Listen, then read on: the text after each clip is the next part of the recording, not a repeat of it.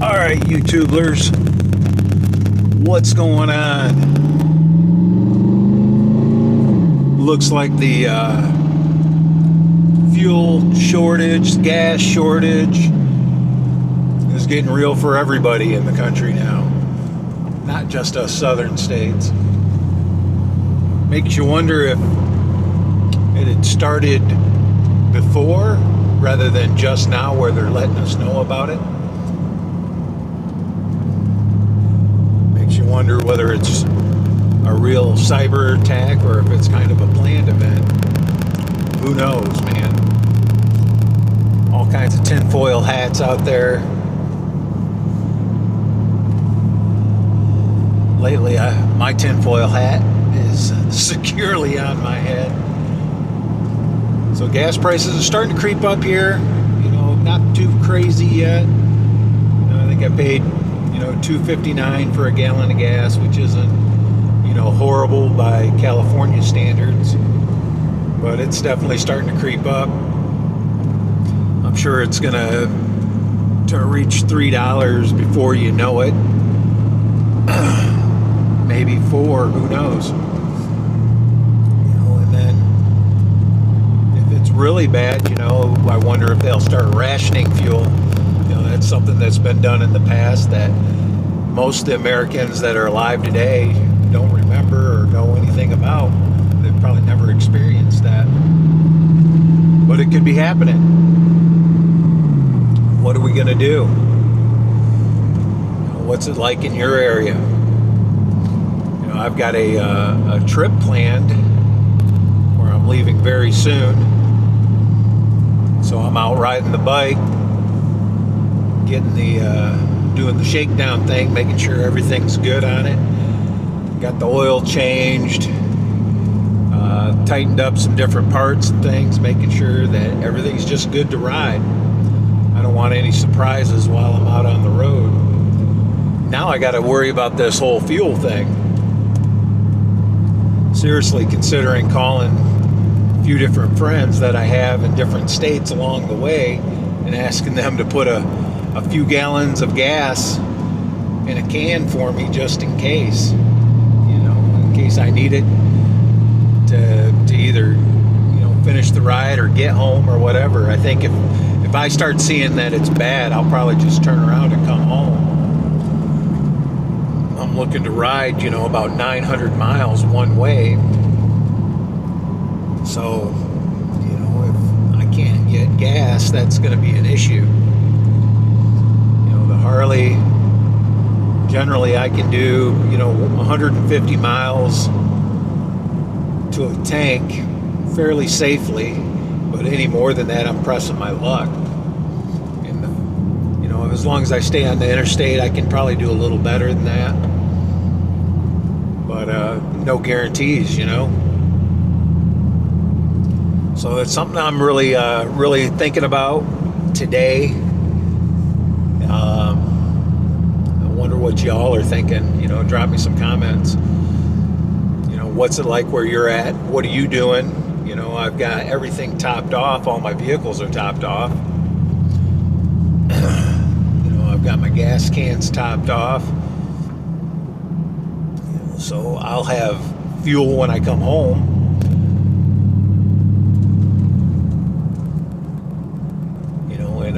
not paid a whole lot. Well, I won't pay any more than what I just paid for it. So it's kind of interesting. Do y'all think it's a planned event where they're, trying to drive up the cost, or is someone crippling our country? It's whether anybody will admit it or not, attacking a pipeline or taking down a pipeline is an attack on our national security. It really is. It's not a private matter by any means. If you cripple half of a country by cutting out the fuel supply, to me, that's a pretty serious event. That's a matter of national security. Everybody, all hands on deck, fix this shit. That's totally no bueno. So that's where I stand on that. It's interesting that it's not a matter of national security. However, a pipeline going to Canada is a matter of national security, and we can close that down. By no means am I a huge fan of the oil industry, but I do need gas for transportation, and I only make so much money, so I don't want to pay a lot for it. The more I have to pay for it, the more comes out of my pocket, the less I can do, the less things I can do, the less fun I can have, the less I have for paying my bills and stuff like that. That's affecting my family. And then I've got adult children. How's that going to affect them? They're still in their early stages of adulthood. That's the hardest part. Is when you just graduate. In the first few years after that, man, until you're about 30, you're still figuring stuff out, trying to get your feet planted, get some traction. All the young people that are living paycheck to paycheck, or anybody living paycheck to paycheck for that matter, is going to feel this. They're going to feel it pretty soon, I'm sure. The young people are the ones that are definitely more active out there right now. You got your different protest groups. They're definitely younger people. Now they're going to have one more thing to bitch about. It's going to be really interesting to see how this goes. Anyway, I'm just curious how everybody's dealing with it, what you're seeing in your area. I live out in the country, so I don't have to deal with city problems. And on my trip, I've got to go really close to a couple major cities, if not through at least one. There's no good way to get to where I'm going without going through one major city, St. Louis. I'd really like to go around it, but it just adds so much time and everything to the trip that I don't know if I'm going to do that. I'm just trying to time it correctly so I don't have to deal with prime time anyway, prime time traffic.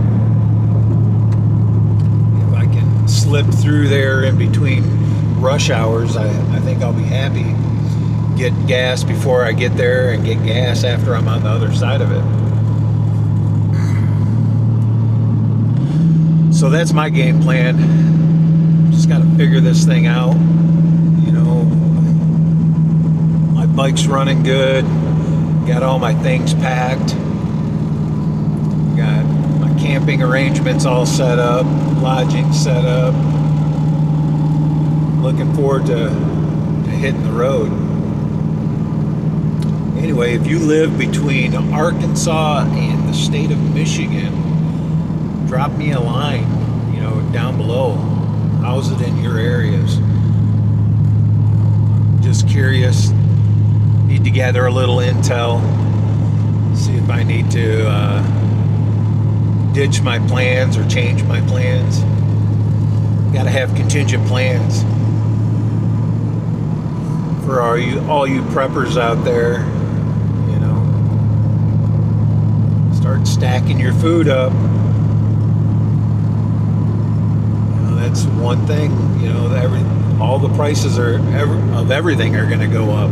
If fuel goes up, your food prices, well, they're already going up. I don't know if you've noticed, but they're definitely going up. Packages are getting smaller, prices are getting higher. So just be aware of all this stuff. Get your food now. Beat the toilet paper rush.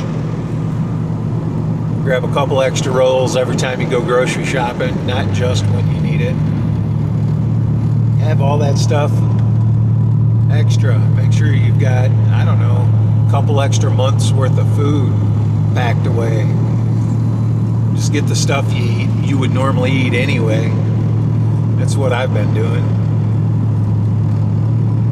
You know, grab the stuff that I'm going to eat regardless. That way, if nothing happens, shoot, I was going to eat that macaroni and cheese or can of soup or whatever anyway. You know, I just save myself some time and energy later on getting it because I've already got it. Anyway, that's my thoughts. You YouTubers, stay safe out there. Fill up all your vehicles.